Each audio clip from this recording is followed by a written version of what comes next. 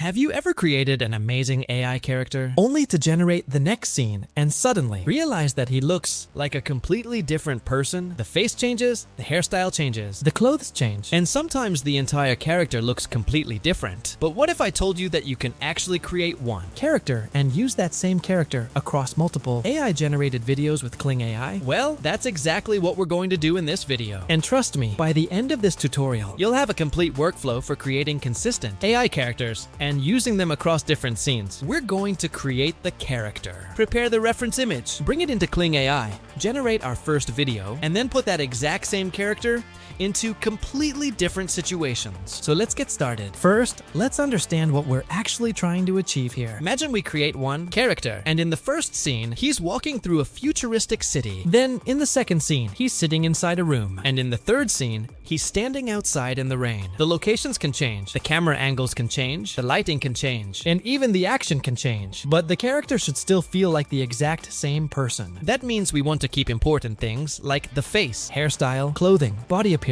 and overall identity as consistent as possible. Now, before we start, there's one important thing you need to understand. AI will not always give you a perfectly identical character in every single generation. But with a strong reference image and the right workflow, we can get much better consistency. So let's create our character. The first thing we need is a strong master reference image. And honestly, this is one of the most important steps in the entire process. For this tutorial, I'm going to create a young man with short, messy black hair, brown eyes, a sharp jawline, and a black oversized t-shirt. I also want the character to look realistic and cinematic, with clear facial details and a simple background. The reason I'm keeping the background simple is pretty straightforward. I want the AI to focus on the character instead of getting distracted by random objects or unnecessary details. So let's generate our first image. And there we go. This is going to be our master character reference. Before we move on, take a good look at this image. The face is clearly visible, the image is sharp, and the important things like the face, hairstyle, clothing, body appearance, and overall identity as consistent as possible. Now, before we start, there's one important thing you need to understand. AI will not always give you a perfectly identical character in every single generation.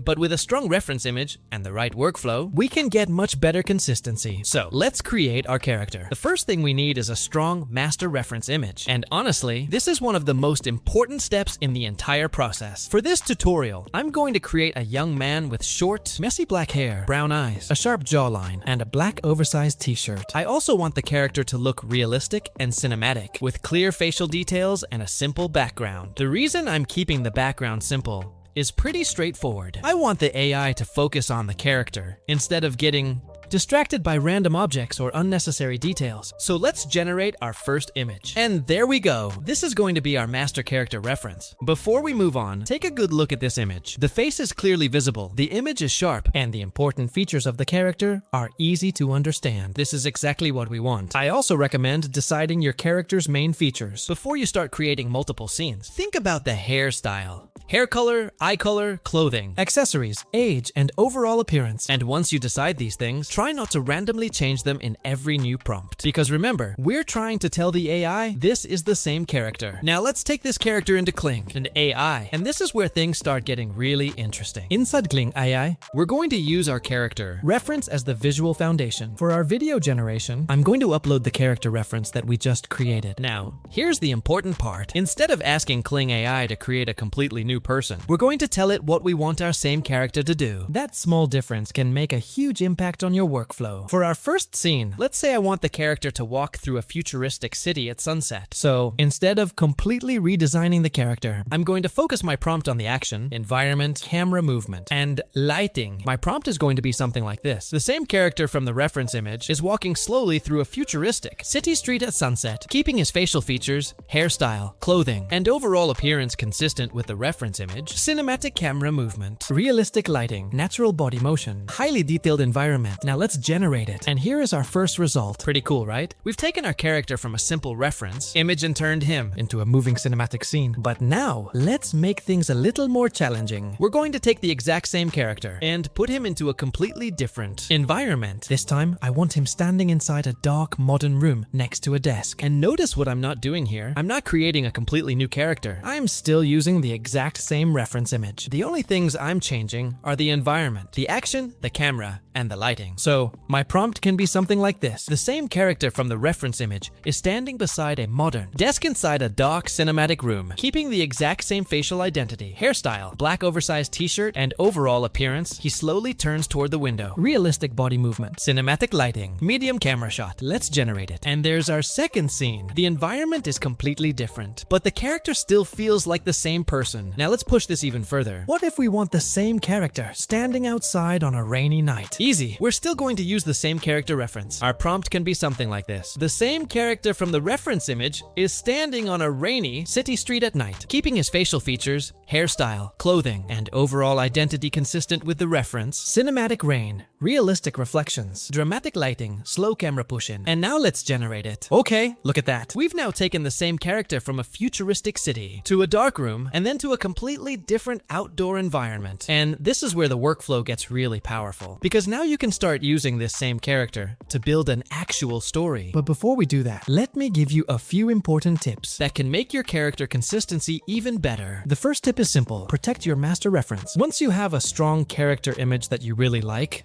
don't keep replacing it with random generations. Keep one main reference image that represents your character. Think of it as your character's identity card. The second tip is to keep your character description consistent. If you describe the character as having short, black hair and a black t-shirt in the first scene, don't suddenly describe him as having long, brown hair and a red jacket in the next scene, unless you intentionally want to change his appearance. The third tip is to focus your prompts on what the character is doing, instead of constantly describing a completely new person. Tell Kling what your existing character is doing in the new scene. He could be walking through a city, sitting inside a car, entering a building, looking at a mysterious object, or running through the rain. The character stays the same, but the story keeps moving forward. The fourth tip is to give your character some distinctive features. Maybe it's a specific hairstyle, a pair of glasses, a jacket, a necklace, or another recognizable feature. These little details can help make the character more memorable and easier to maintain across scenes. But don't go crazy with the details. Sometimes keeping things simple actually gives you better results. And the fifth tip is probably the most important one. If a generation looks wrong, don't force yourself to use it. Sometimes the face will change slightly, the hands might look weird, or the clothing may not match perfectly. That's completely normal with AI video generation. Just adjust your prompt, generate it again, and choose the version that matches your reference the best. Now let's talk about one of the biggest mistakes beginners make. They create a completely new character image for every single scene, and then they wonder why the character keeps changing. If your goal is consistency, you need to keep giving the AI a consistent visual reference. Again, think of that reference image as your character's identity card. The story can change. The location can change, the camera can change, the lighting can change, but that identity card should remain the foundation. And now, imagine what we can actually build with this workflow. We could create an entire cinematic story around this one character. Scene 1 could show him walking through a futuristic city. Scene 2 could show him discovering a mysterious building. Scene 3 could show him entering that building. Scene 4 could reveal something completely unexpected inside. And Scene 5 could end with a huge cinematic moment. And the best part is, every scene can feel like it belongs to the same story because we're continuing to use the same character reference. Once all the clips are generated, you can bring them into your favorite video editor. Add music, sound effects, voiceover, transitions, and some color adjustments. And suddenly, you're not just generating random AI clips anymore. You're actually creating a complete AI-generated story with a recurring character. So, let's quickly recap the entire workflow. First, create a strong master character image. Second, make sure the face and important character features are clearly visible. Third, use that image as your consistent visual reference in Kling AI. Fourth, keep the character description and important features consistent. Fifth, change the environment, action, camera, and lighting instead of constantly redesigning the character. And finally, regenerate whenever the result doesn't match your reference closely enough. That's the basic workflow. And once you understand it, you can use it for cinematic stories, short films, advertisements, social media videos, anime-style characters, educational content, and so much more. Honestly, if you're serious about creating AI videos, this is one workflow you definitely want to have in your toolkit. So that's how you can create and maintain a consistent AI character using Kling AI. If this tutorial helped you, hit that like button and subscribe to the channel for more practical AI tutorials like this. And I want to know one thing from you. What kind of AI character would you like to see me create next? Drop your idea in the comments. Thanks for watching, and I'll see you in the next one.